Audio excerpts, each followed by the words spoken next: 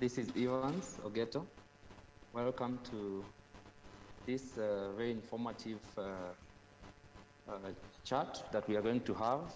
And I would like us to look into nature and wildlife photography in detail. I'd like to discuss about it and just to help everyone understand what it is that I do and how I do it. And probably I hope to inspire someone today.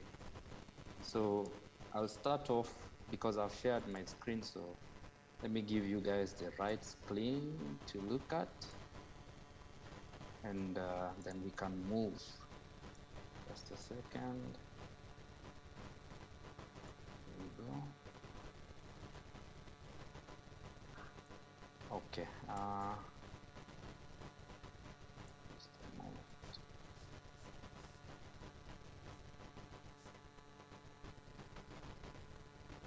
So I'll start off with my journey of how I started off this photography, where I am right now, and then we're going to look into the pictures that I've taken, and then I'm going to also give you guys a bit of guideline on how you do it and what to expect from each and every result.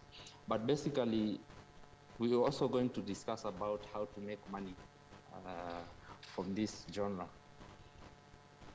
I hope we have a lot of people online because I'm going to be looking at your chats, and then I'm going to be answering questions based on your chats. So I'm going to request that you try and be conversive online. Let's talk, let's chat, guys. Ask whatever you feel like you want clarity on. And yeah, let's keep it informative. Let's talk. Talk on Zoom, talk on YouTube. So I'm going to self-monitor, and then I will give you guys feedback on your questions. Yeah, so we start off, and I mean, first thing you wonder what would take you to have to create content, nature and wildlife content. Please, your camera is anything that is next to you that can be able to click. That's the first thing that you need to start off with.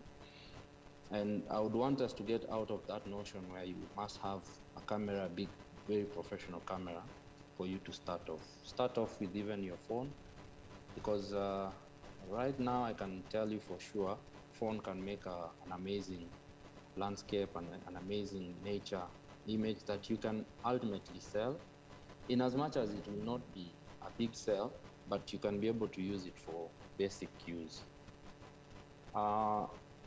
When you look at now getting into professionally, you want to make a lot of money from it commercially, then you can explore, start buying a small camera, buy a lens, and then you can start off by visiting the park if possible. Start even by getting now amazing sunsets. Then now you can start commercializing it big time.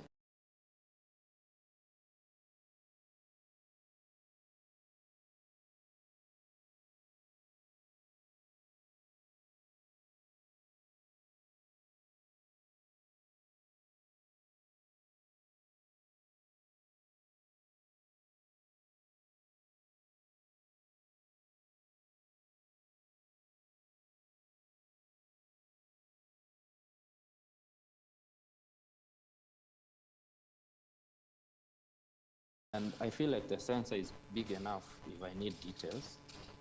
And I somehow along the way got the 1DX just for the sake, and it's the Mark 1, just for the sake of now action.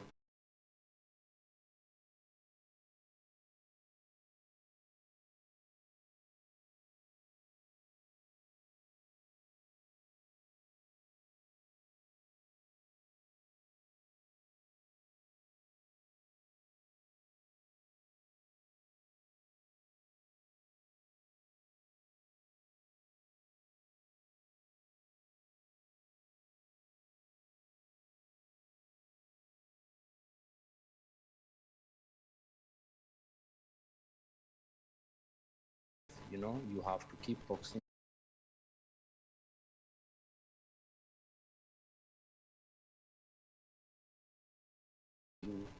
I come from the point of view where you give animals their space. You don't have to interact with them. We've seen a video that trended so much, I think last month, of someone who was so close to an animal and it kept playing with the gear, which I don't know, it's not a good thing. So you're supposed to keep some distance between you and the animal so that you can capture the shots, but not interact with them to that level.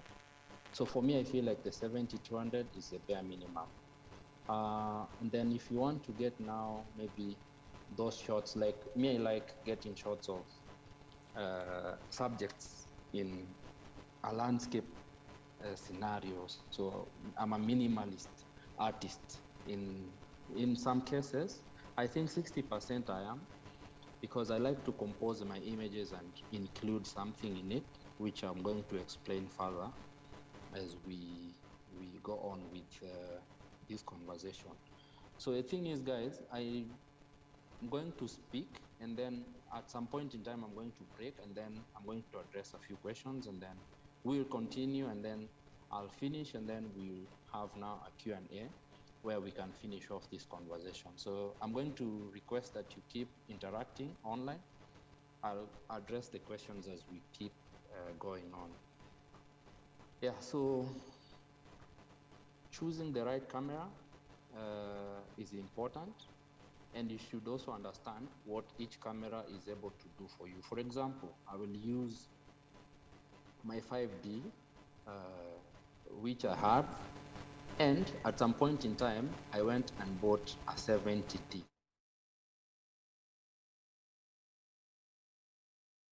camera. Small sensor, but very fast. So I complemented it. And what that means is, so when I put my lenses, if it's at 70, I'm pushing, the 70 mm is now going to like 90 or even 100 mm. So the 200 stops being 200 is around 250 or something like that, or even 300. So you just multiply by 1.4. So you just need to understand what each camera, and the manufacturers are clever. They don't give you a camera that can be able to accomplish everything, and the lenses as well. There's a reason why the f2.8 are very expensive, but you don't need that at all. I've grown my photography using the 70-200 strictly with the Mark IV and the 1DX. And at some point in time, I bought the Sigma 150 to 600, which is an f7.1, mostly 5.6 to 7.1. And it has created some very nice content. Use the gear that you have to maximize your returns.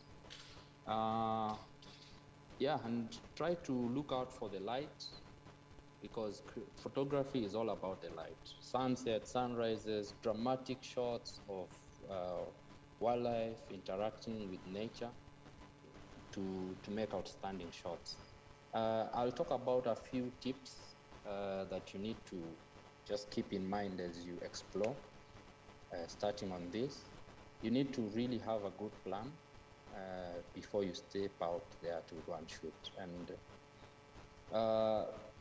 planning means you need to know the timings of the sun. If you need to get some sunsets, you need to know, is it 6:15? Is it 6:30? What happens? Specific areas have different timings.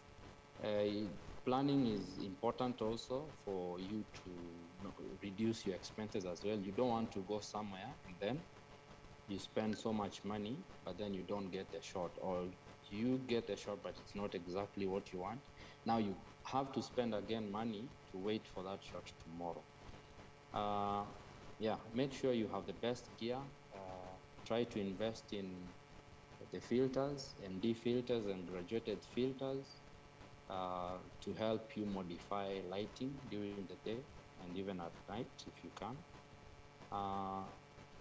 Yeah, try to invest in very nice wide angle lenses for some nice nature pictures. Try to find drama in your shots. Let them not be very flat, because you can imagine you're not the first one to shoot specific scenes. So you just want to get some outstanding shots so that you can ultimately make money out of it. I don't think there's anyone who shoots for prestige or for the sake of shooting. I don't know if there is, but I don't do that. Every time I'm stepping out there to shoot, I'm looking at creating something that I will look at 10 years or 15 years from today, and I'll appreciate, I'll even sell it as a print, because I have a print shop online, which I'll share details later as we keep discussing this. Explore your camera. Your camera has different modes. Check out the bulb modes especially. It's very, very nice for creating those nice landscapes. Yeah, keep trying, keep shooting, because you get to learn more when you keep shooting. Keep shooting raw, because raw gives you a lot of dynamics. It allows you to modify your images as much as you want. It gives you too much leeway to play around with your your image. How do you call them? Details. Like, you can edit, re-edit. If your image is underexposed, you can be able to recover a lot of details.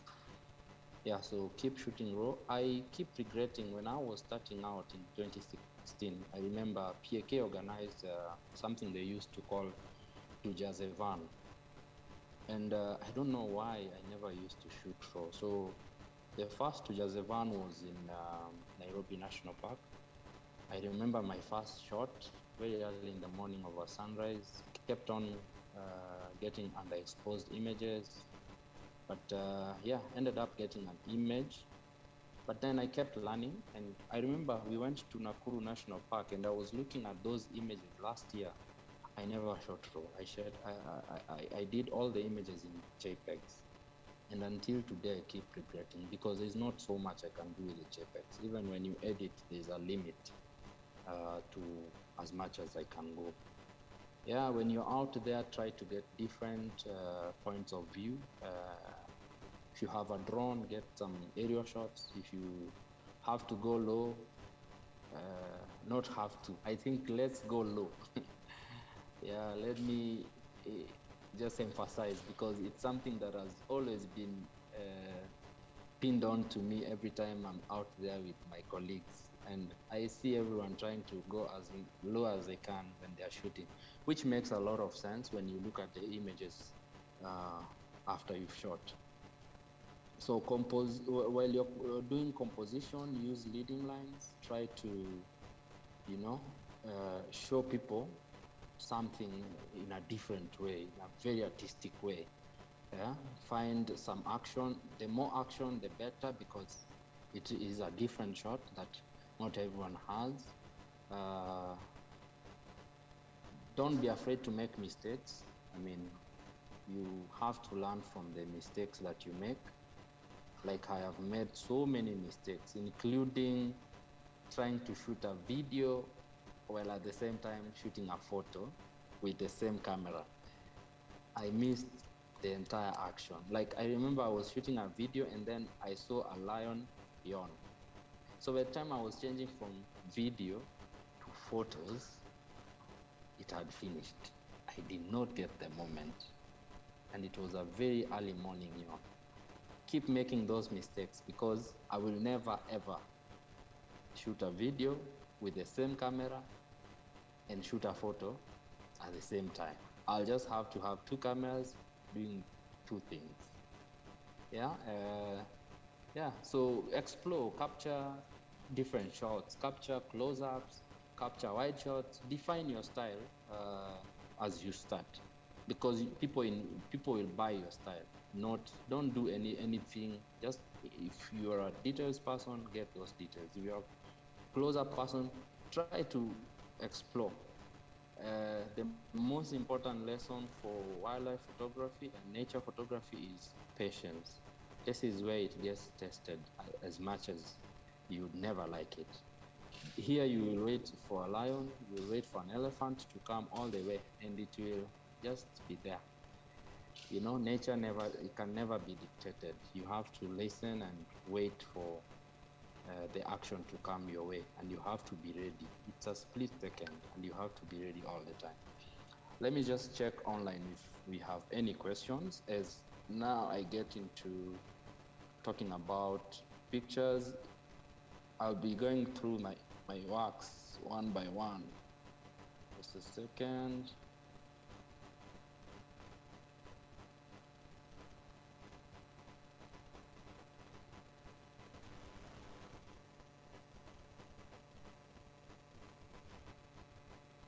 Yeah, just acknowledging Omari, Mr. Omari, can see you online. Omatech Photography.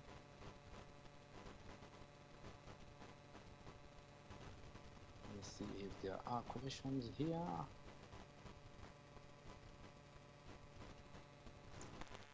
All right, so guys, here we go. Sunsets make amazing images all the time, and sunrises, and I love shooting them.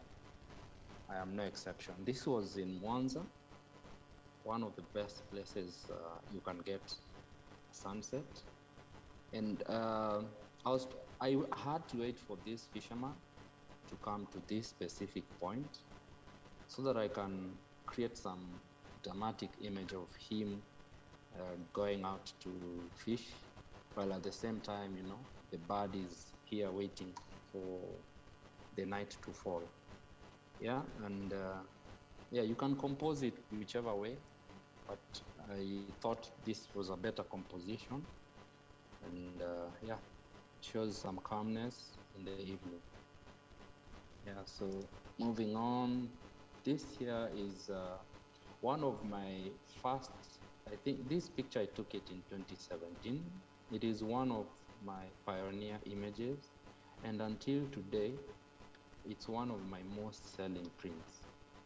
I have sold many prints since last year when I opened up a print shop.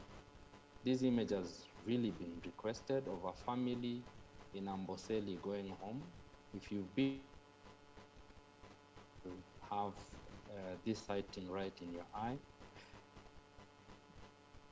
is Mount Kilimanjaro. I remember this image was by the 5D Mark III, landing 2300.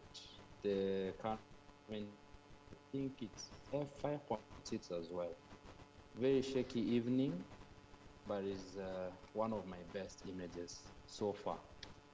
I don't know, composition-wise, I think this is the time when I started realizing minimalism works. In as much as it's not at its perfect, but I started realizing that, you know, I can go wide and, you know, I can still get a very nice image. But this is a semi-close-up, nice image of them going home.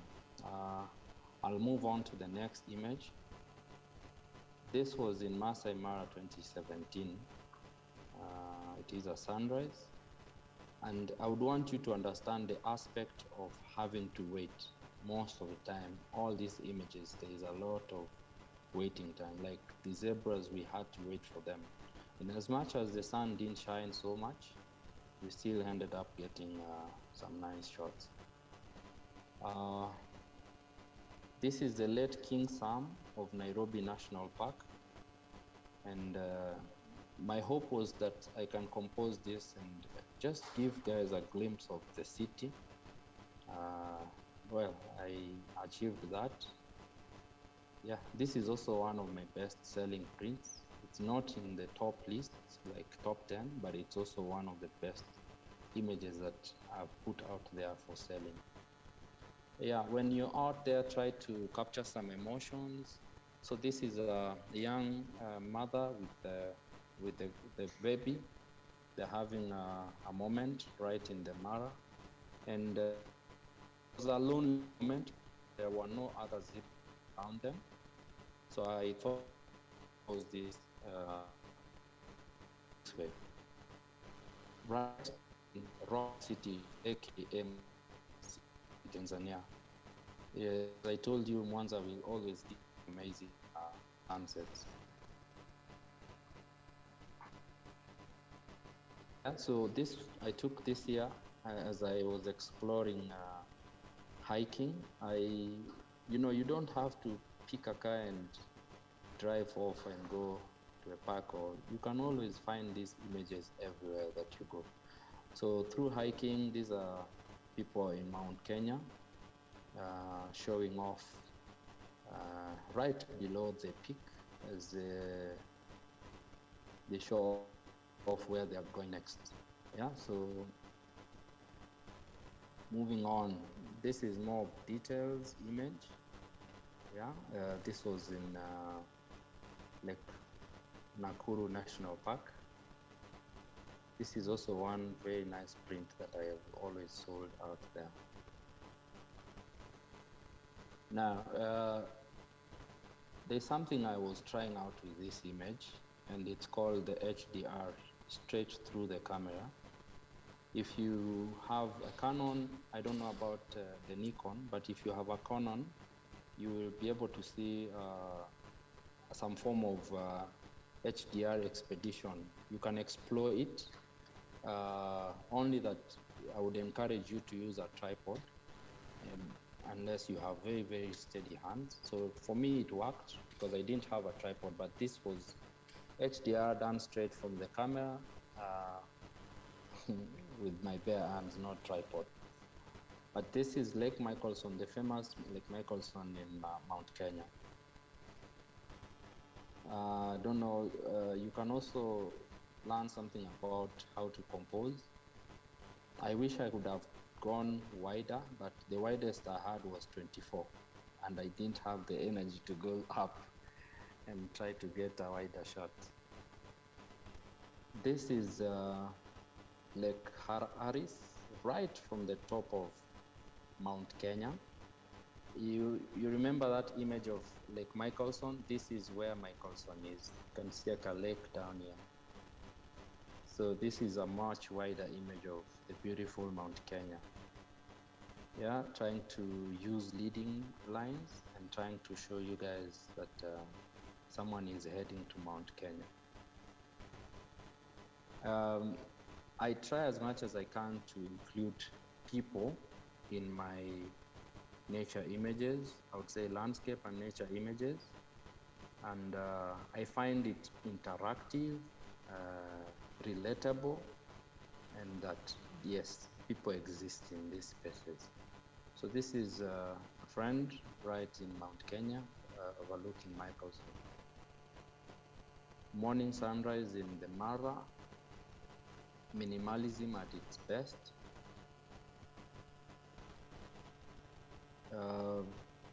Masai Mara, was trying to get a very nice image of this, as many as these birds I could get in one frame. This is also one of my best-selling images of 3 of the famous Tanobora cheetahs of the Masai Mara. We had tracked them for like 3 days, and this was like on the 2nd day during the day, because these guys are busy hunting. They are a pack of 5, so not even one hartebeest is enough for them. They have to kill like 2 in a day, and they are busy. These ones, you're sure they will be able to give you action. I also got some very nice action shots. I hope I'll put them up next. Yeah, so this is also Tanobora. This is when you get to explore these wild animals, you get to understand how they work. And I realized that how they communicate actually is same way, just like there's no sound, they use their body parts to communicate to each other. They communicate by looking at each other. They communicate by raising their tails. They communicate by moving fast or slow. So this is the leader from the back who was just moving on to next to his brothers. Action shot of mother leopard. She's called Loluka, based in Masai Mara. Morning sunrise in Mara, this Elise, and yeah, trying to get a bit of drama in my image. Look at the foreground, look at the background. A complete image of the Tanobora. And I really struggled to find all the 5 in one shot, but this was the closest I would have gotten. And yeah, how what a family shot. Try to show emotions, and yeah, this is mother and the cubs having a good time in Mara as well. To throw this in to just showcase details, minimalism at its best. This is more of action. Try to get drama in this. I've never seen so many giraffes in one image. This was not a panorama, no. This was all in one photo. Click and that's it. Drama in the Mara. Yeah, so what a view from the Kilimanjaro. When I was taking this image, I was thinking of how I can make a very nice wallpaper for my laptop. And yeah, quite a nice view. And also guys, this I did through the HDR mode in the camera, straight in the camera. You don't have to go and sit on your computer to edit it. No, you can get it straight from your camera. I think this is repeated. Try to explore many different techniques when you're shooting. Try to do the HDRs, try to do panoramas, try to even stitch images, because that's where the drama is. You can only get outstanding images when you put in the extra effort. So this is this image. I had never seen an image of the 3 peaks of Mount Kenya. So I decided to compose this image through panorama in such a way that when I'm going to look back, I'm going to see Nelion and Bation in one picture, and this is where we normally go to. This is Point Lenana in one picture, and right here this is Chogoria route. This is to the Meru side in one frame. Try to explore as much as you can. Yep. Moving on swiftly. Trying to show vastness of the wildlife, enjoying their own space. This is right in the Mara with the Tanobora family. This is the close-ups and try to showcasing details of this King Chongo in Mara. Yeah, action again of ants in the wildlife space. Too much action, just trying to get drama. This was in Mwanza. Action again. One thing I also do is I try to put out the images in such a way that I can tell a story. Like, what can I say about this image? Not just a flat one, but there has to be, when you're writing your caption, it's easier when you have a story going on in the image. Or even sometimes you don't have to caption it. You can just give it as it is, and people can be able to raise their own captions. Yeah, storytelling again at its best, trying to tell people about the Mara burning, and they do this to just give the grass a new fresh look, and so that the animals can feed them. I try to get a local to be in the shot so that the story can be a bit more interesting. Still in the Mara bands. Leading lines again, trying to tell people about Mount Ololokwe. This is a very interesting image for me because this was in Amboseli. You remember the image that I've shown you about of the elephants? This was right in Amboseli, and it was a bit dramatic because right before we met this herd of cows, like 200 meters away, there was like elephants walking all over. So, I mean, these are cows, those are elephants in the same system. How? So there must be one person who is in the wrong place. Or rather, there must be this guy who has the cow is in the wrong place, in as much as they have a way of operating. So this, I wanted to showcase the human wildlife conflict thing that is always affecting our wildlife parks. This is basically what happens every day, and the people will always graze while the animals right in the park. Trying to see if there are any questions, and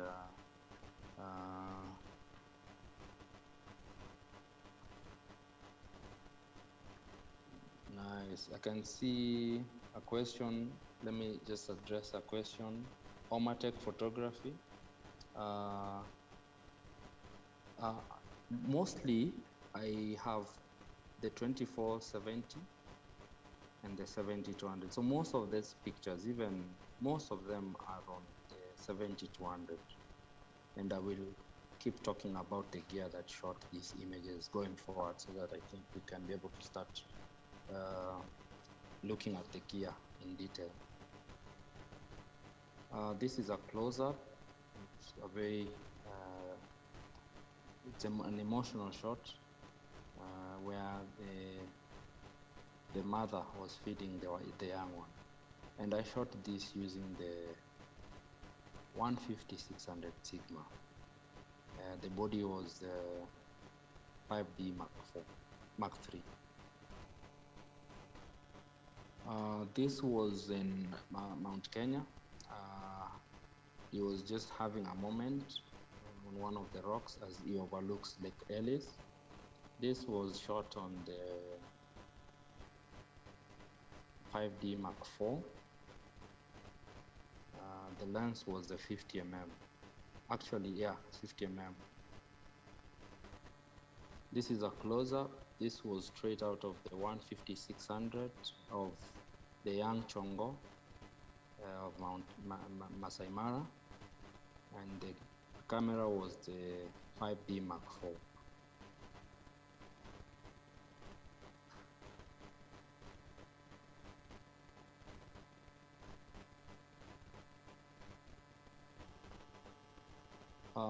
This image here has been very instrumental in my journey of capturing wildlife, because through this image, in 2018, I won an award with PAK, where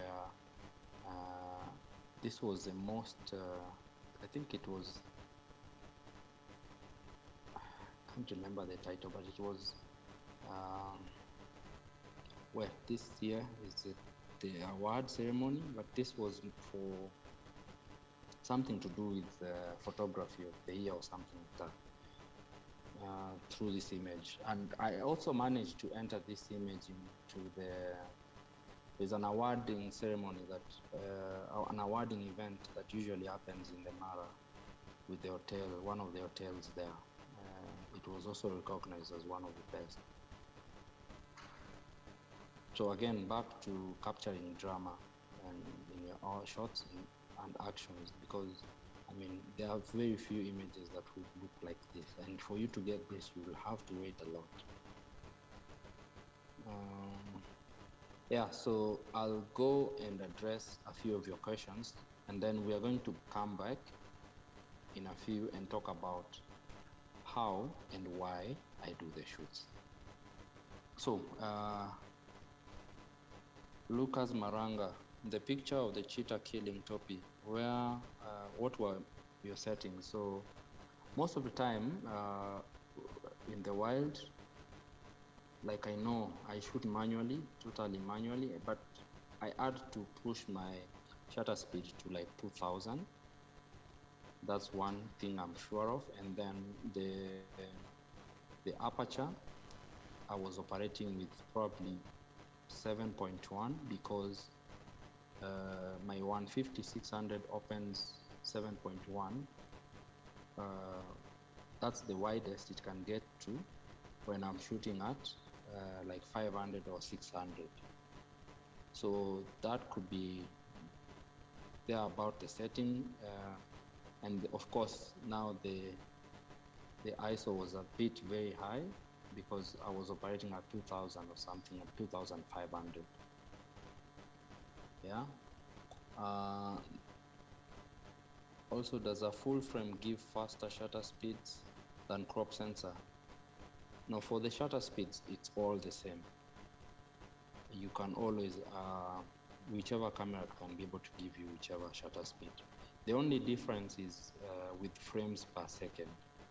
The much superior cameras will shoot faster within 1 second, but the less superior cameras will shoot maybe 2 shots or even 5 shots. Like my Mark 4, Mark 3, Mark 4 mostly get 6 shots in 1 frame, and you have to activate the high speed shooting for you to be able to get that action. So it doesn't matter which camera, you just have to set it up, but you need to be aware about the frames per second. Is your camera fast enough? Because that is very key to capturing action. Yep. I don't know. I haven't seen any questions on Zoom because those questions are from the YouTube. So guys, why do I do this? If you can be able to, when you get a moment, you can be able to get into evansogeto.com. So I've created a shop, and I created this shop last year. I realized that I could be able to sell my prints to normal mwananchi through my shop, and not only that through my shop, but I could also do campaigns for my prints. Like, I wish I could, if we had more time, I would have shown you guys a video of what I was doing last year to be able to sell more prints. But it's viable. If you get amazing prints, guys will buy them. Don't worry about that at all. Basically for me, and then I did this. I have a team that I work with, and they were able to come up with such mock-ups. So when I'm able to post this and share with people, when people see this, they would want to see these pictures in their houses. So we've gotten, like last year, I got some nice orders. This year as well. I'm yet to do a big campaign for this year, but of course there's something that I'm planning, and this is one way for me. I realized how I can make my photography, my wildlife and nature photography work. There are people who have also gone ahead to sell their pictures on 500px, for example. I have not been able to sell any of my prints there, but I never thought that would work for me. Rather, I prefer to interact with my people directly. There are people who've used their pictures to create merchandise. There are people who don't sell their pictures, but they exhibit. And when they exhibit, they're able to sell from there. So there are many different ways that you can explore this, and you can justify how you want to make your money. Yeah, for my presentation comes to an end. This is a point where I'm going to ask you guys to now ask questions. Let me see. Yeah.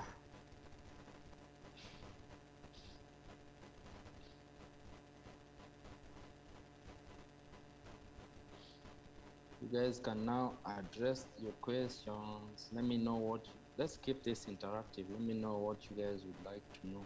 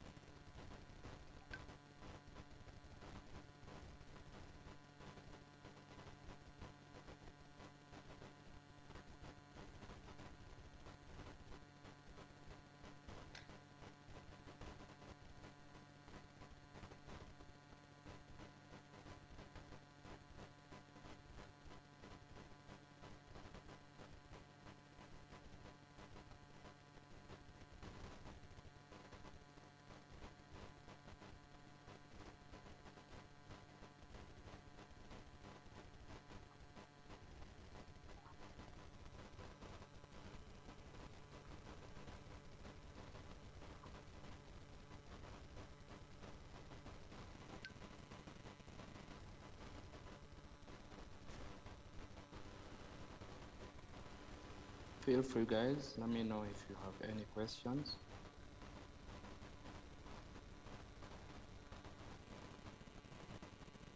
Yes, I can hear you.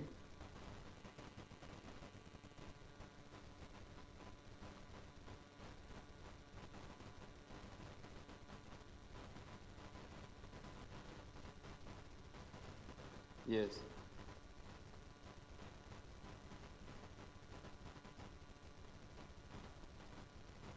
Okay. Facebook. Ah, okay. Okay. All right. So, guys, we are about to wrap up. And in case you have any questions, let's address them. So, Omatek. Oh, okay. I've seen on YouTube. Wow. So, Omatek is asking, how do I charge for my wildlife pictures?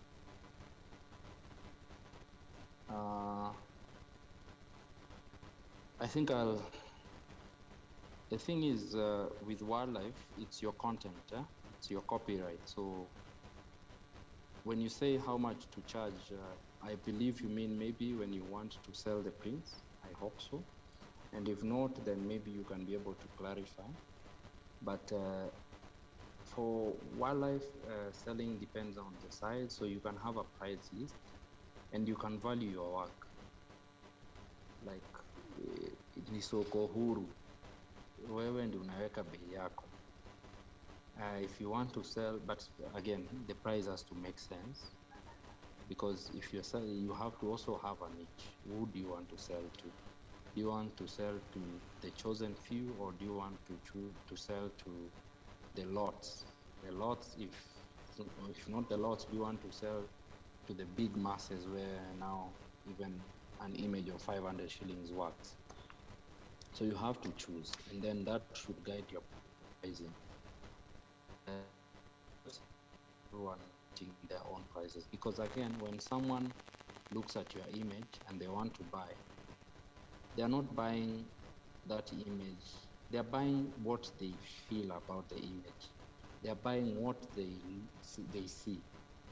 So you can't really quantify. Some people would want to buy it for more. Even that's why when you go to an auction or an exhibition, some people just get glued and they want to spend as much as they want on a specific image, because there's a specific motive that is derived by them when they look at that image.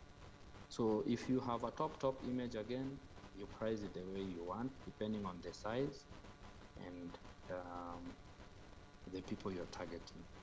Now, when I will use my example, when I was doing my sale last year, and even today, I still get orders for prints. So mine, I usually do the A4 frame size, and I sell at 5,000. That's the normal selling price. But now, the more we go higher, the more expensive it goes. I have also exhibited, like I have worked prints that I can sell on the go, and I've exhibited them at Lavalate at State House Road. And they are all in A2 size, and I've put them at 10,000, and they are framed, canvas framed. Yeah, so explore the pricing part, but you need to first understand who do you want to target. Yeah. Lucas, I can see you've asked another question. So Lucas is asking, from your experience, who are the likely buyers of wildlife and nature photos?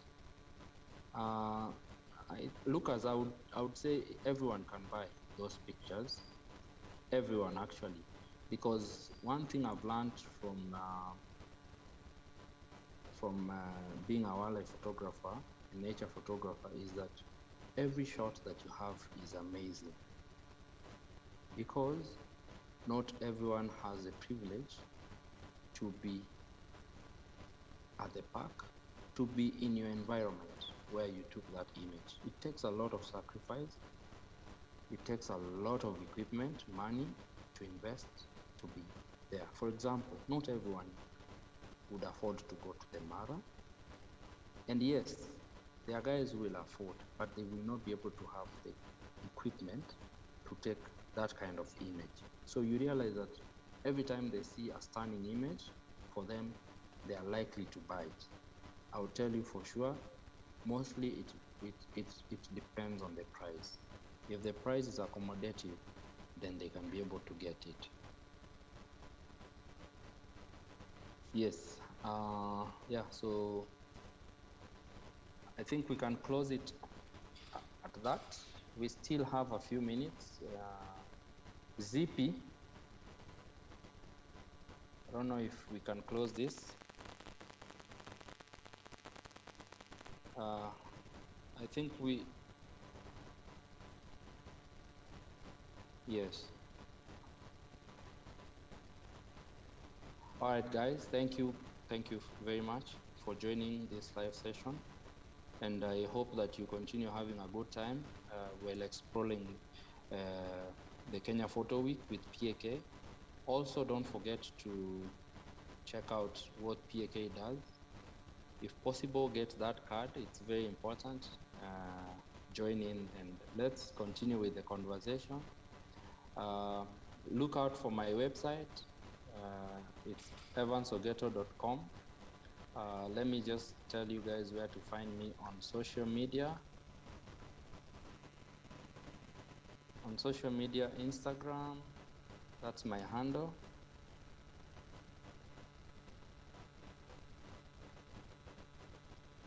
On Facebook, it's Evans Ogeto. And on Twitter, it's Evans Marube. Yes, guys, let's keep talking there. In case you have any questions, I'll be happy to address them from there. Feel free. Thank you, PAK, for organizing this, and stay blessed and keep yourself safe. Bye.